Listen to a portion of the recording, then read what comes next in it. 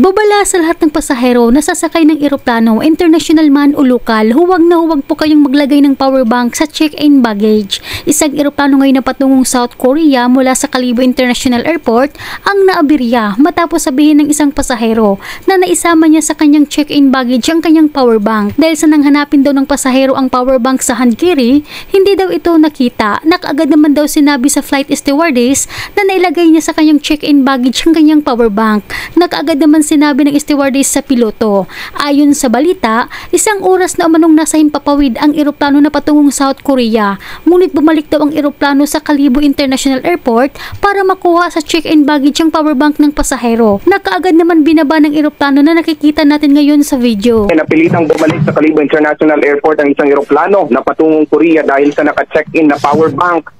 Ayon sa Aerodome Rescue and Firefighting Station ng Paliparan, nagugat ang insidente matapos sabihin ng isang pasahero na nasama sa kanyang na-check-in ang kanyang power bank na dapat ay dala-dala o kasama lamang sa kanyang hand carry.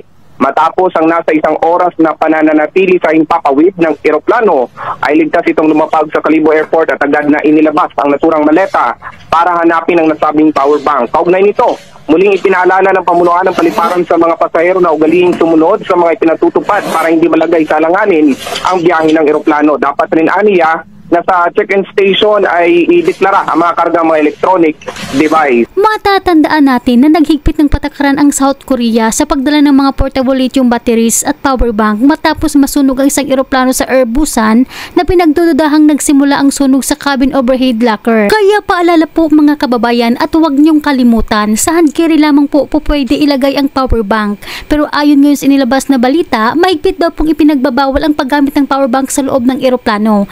Sa loob po ng eroplano ay hindi po pa hinihintulutan na gamitin itong power bank. Ito ay ayon daw sa memo na inilabas ng KAA. Para sa karagdagang pang-impormasyon, pakinggan natin ang video ito para magkaroon po tayo ng tamang kaalaman patungkol sa bagay na ito, lalo na pagdating sa mga capacity ng mga power bank. Dahil hindi po lahat ng power bank ay pwede dalhin sa loob ng eroplano. Pero bago tayo magpatuloy, huwag kalimutan i-like, share, subscribe at pahit na rin ang kampana for more upcoming videos. Salamat! Ito yung pinaka-importante namin paalala, lalo na dun sa mga pasahero na mahilig magbitbit na ng kanilang power bank kasi nire-recognize natin na essential ito. Naglabas na rin po kasi ng advisory yung Civil Aviation Authority of the Philippines. Sa check-in pa lang po, i-check na ng ating mga ground staff kung ito po ay nasa 100 watt hours. Yung iba kasi merong mga iba't ibang mga conversion, pero meron po kaming ipopost sa amin po mismo mga check-in counter. Yun po yung direct conversion para makuha po yung 100 watt hours. Sa loob po ng eroplano ay hindi po pa hinihintulutan na gamitin itong power bank. Pwede po itong ilagay sa seat pocket o sa ilalim po ng ating mga upuan. Hindi na rin po siya pwedeng ilagay sa overhead bin. Bakit? Wait lang, singit tayo. Kasi mahirapan kang sitahin. Halimbawa, 200 plus o 300 plus yung pasahero mo sa isang malaking eroplano. Lahat ba yan masisiguro mo na walang power bank sa backpack nila? Oo nga. Kaya nga talaga namang kooperasyon din ng mga pasahero yung hinihiling natin, Alvin, kasi ayaw natin na magkaroon tayo ng insidente or magkaroon ng mga pagkakataon na kakailanganin ng pag-a-apply ng safety emergency procedures ng mga cabin crew at maging kami sa flight deck. So pinaalalahanan namin yung mga pasahero, makipag-cooperate sila dun pa lang sa check-in counter. Kung hindi sila sigurado dun sa what hour ng kanilang power bank, pwede nilang ipacheck yan dun sa aming ground staff, highly trained naman. At kung lagpas doon, pwede po nilang iwan na po yan dahil hindi po pa hihintulutang maisakay sa aeroplano. Sa loob naman po ng aeroplano, ang expectation natin, nakapag-charge na, nagamit na ng mga pasahero yung power bank bago sila sumakay ng aeroplano, at kung nasa aeroplano naman po sila, makipag-cooperate po sila dito sa safety rule po na ito. Ano yung dapat yung MAH ba yun? Ano dapat yung unit? Oo. Kinakailangan, Alvin, 100 watt hours. Ano ibig sabihin nun? 100? May label yun. Ay, kagaya nitong hawak ko ngayon. May hawak ako eh. Nakalagay, Miniso ito, no? Nakalagay 10,000 mAh. O, pasok ba ito? 10,000 mAh.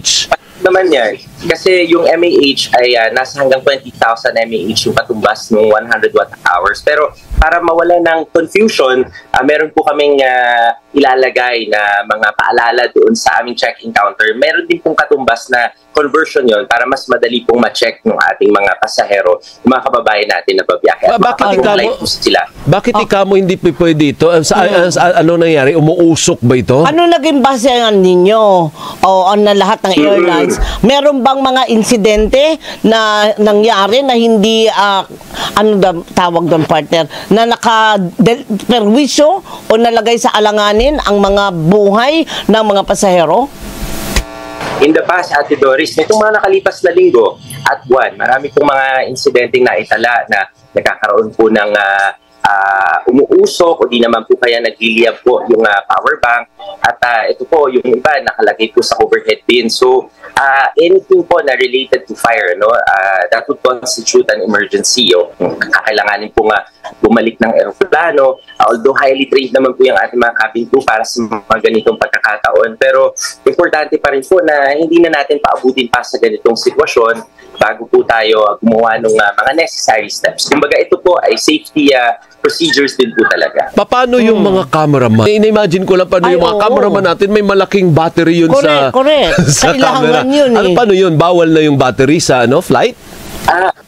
Natanong sa akin yan kahapon, Alvin, nung kasama natin na si Jackie Pascual. Sabi ni, tiningnan ko yung, may label din naman kasi yung battery.